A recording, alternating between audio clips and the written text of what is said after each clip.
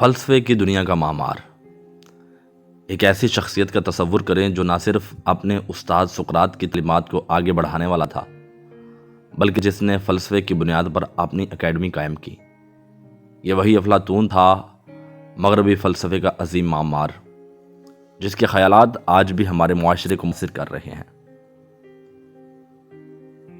افلاطون، یہ نام کسی تعارف کا محتاج نہیں، یہ وہ شخصیت ہے جس نے انسانی سوچ کو ایک نیا رخ دیا۔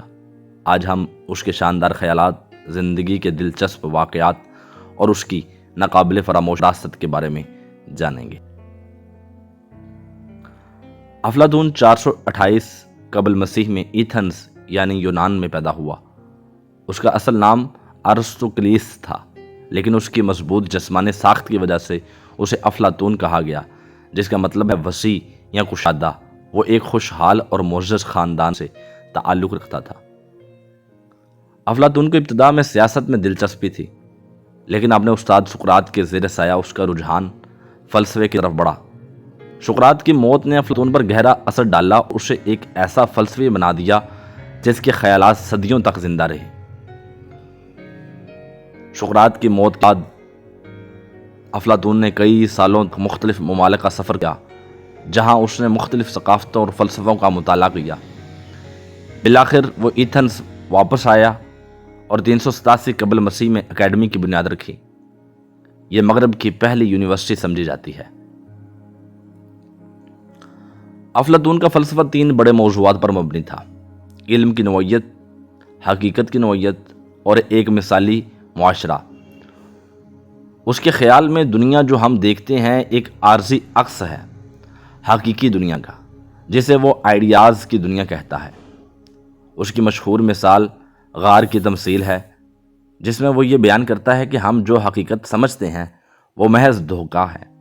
حقیقی علم تک پہنچنے کے لیے ہمیں اپنی جہالت کی زنجیروں کو توڑنا ہوگا۔ افلاطون نے مثالی ریاست کا تصور بھی پیش کیا۔ اپنی کتاب جمہوری میں وہ ایک ایسے معاشرے کی تصویر کشی کرتا ہے جہاں دانشور بادشاہ حکومت کرتے ہیں اور انصاف ہر سطح پر قائم رہتا ہے۔ افلاطون نے تقریباً 36 مکالمے لکھے، جن میں دی ریپبلک، جمہوریہ، فیڈو، کریٹو اور دی اپولوجی شامل ہیں۔ ان کتابوں میں افلاطون نے اپنے استاد سقراط کے خیالات کو محفوظ کیا اور اپنے فلسفیانہ نظریات کو پیش کیا۔ اس کی کتابیں نہ صرف فلسفیانہ تھیں بلکہ وہ اخلاقیات، سیاست اور علم کے مختلف پہلوؤں کا احاطہ کرتی ہیں۔ یہ کتابیں آج بھی دنیا بھر کی یونیورسٹیوں میں پڑھائی جا رہی ہیں۔ 387 قبل مسیح میں قائم ہونے والی افلاطون کی اکیڈمی تقریباً 900 سال تک علم کا مرکز رہی۔ یہاں سائنس، فلسفہ اور ریاضی پڑھائی جاتی تھی، اور یہ ارسطو جیسے عظیم شاگردوں کی پرورش کی جگہ بنی۔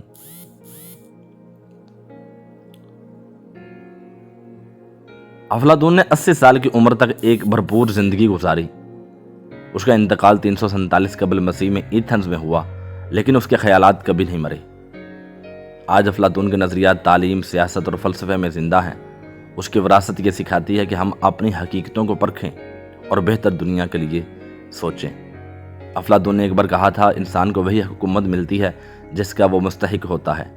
یہ الفاظ ہمیں اپنی زندگی، اپنی قیادت اور اپنے مستقبل کے بارے میں غور و فکر کرنے کی دعوت دیتے ہیں۔ کیا آپ نے کبھی اپنی حقیقت پر سوال کیا؟